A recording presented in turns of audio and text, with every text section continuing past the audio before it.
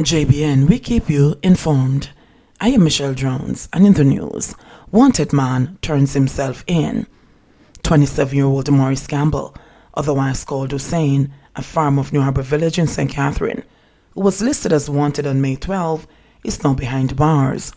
Campbell was wanted in relation to the murder of 65-year-old Matthew Ranglin, otherwise called George, who was reportedly shot dead about 2:45 a.m. in his community of Ferguson Drive in Kingston on Sunday, January 24, 2021. The police said this arrest brings to 4 the number of wanted men arrested since the start of the Jamaica Constabulary Force's Wanted Wednesdays campaign. The police said Campbell turned himself in along with his attorney on Tuesday, May 13. Following an interview, he was charged with murder and illegal possession of firearm and ammunition, the police said. Police probing 2 separate murders in Norwood, St. James. 2 men were shot dead in separate incidents in the gritty community of Norwood, St. James, between yesterday evening and this morning.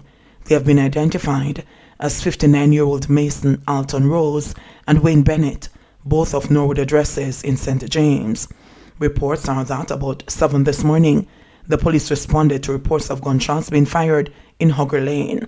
Upon their arrival, Bennett was found suffering from gunshot wounds. He was taken to hospital where he was pronounced dead. In the other incident, it is reported that about 6:05 p.m. yesterday, the police were on patrol in Church Lane, Norwood, when they saw a gathering. Upon investigation, the Mason was seen suffering from gunshot wounds.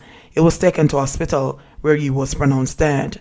The police currently have no evidence to link both killings.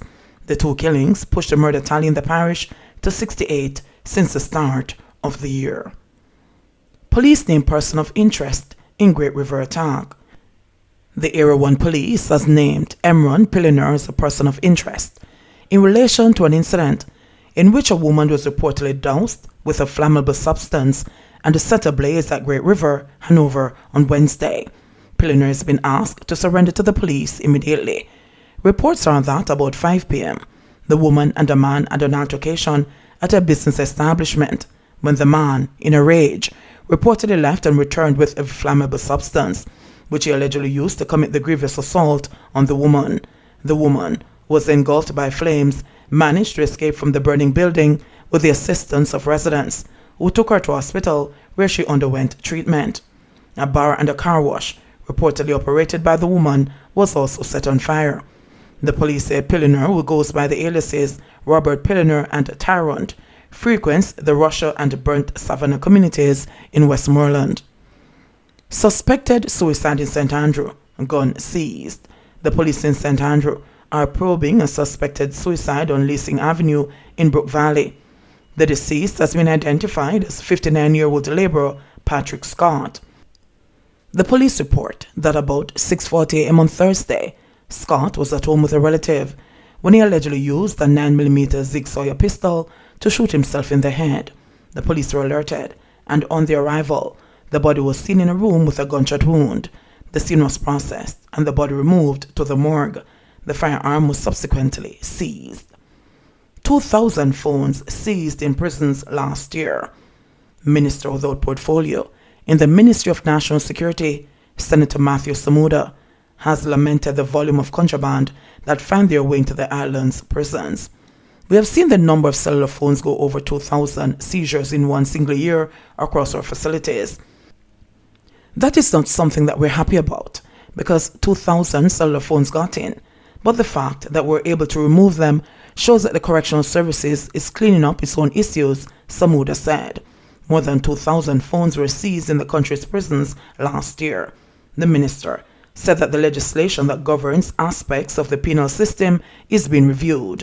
He argued that the current legislative framework of the Department of Correctional Services, DCS, is antiquated and needs to be rewritten in order to sufficiently penalize those who continue to conduct criminal acts and run criminal enterprises from behind bars.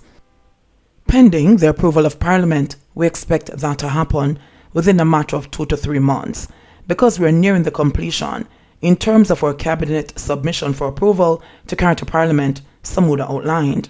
So something that was a $5,000 fine is going to move to $500,000 and 5 years in prison for those who bring contraband into our facilities. We need to make it that much more difficult for them, and we're going to do everything within our power to ensure the legislative framework is modernized, he added. The minister said that his experience at the DCS has led him to conclude that the vast majority of officers are patriots.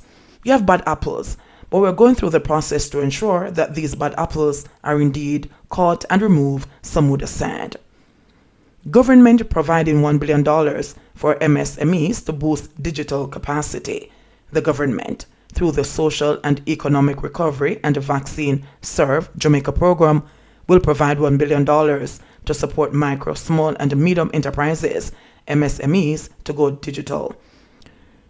Minister of Finance, Dr. Nigel Clark, made the announcement while speaking at First Global Bank's 4th SME Summit on Wednesday. Clark noted that through the Serve Jamaica program, MSMEs are qualified for the Development Bank of Jamaica's Go Digital grant of $200,000, will now be eligible for up to $800,000 in 2% interest loans to be used to enhance their digital capabilities.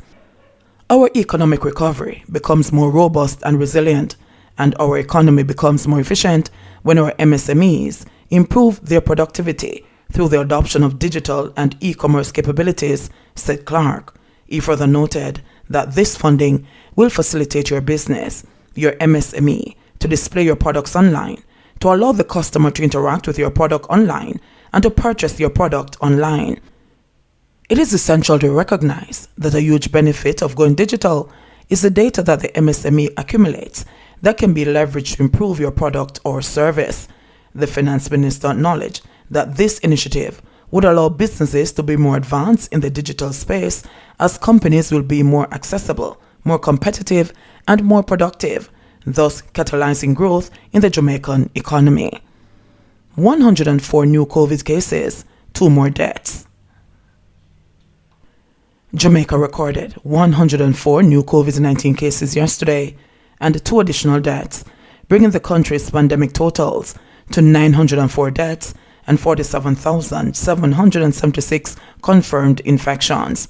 According to the Ministry of Health and Wellness, the 2 deaths are a 65-year-old woman and a 43-year-old man, both from St. Catherine. Of the 104 new cases, there were 59 females and 45 males, with ages ranging from 1 to 100 years. The cases were recorded in St. Catherine, 28, Kingston and St. Andrew, 20, St. Thomas, 11, St. James, Hanover, St. Anne, 9 each, Westmoreland, 6, St. Mary, 5, Trelawney, 4, and Portland, 3. The country also recorded 99 recoveries, bringing that total to 23,742. There are currently 22,766 active cases, of which 158 are hospitalized. 46 patients are considered moderately ill and 10 critically ill. JBN, we keep you informed. Please remember to subscribe, like, share, leave us a comment, and click the notification bell to receive our daily news items.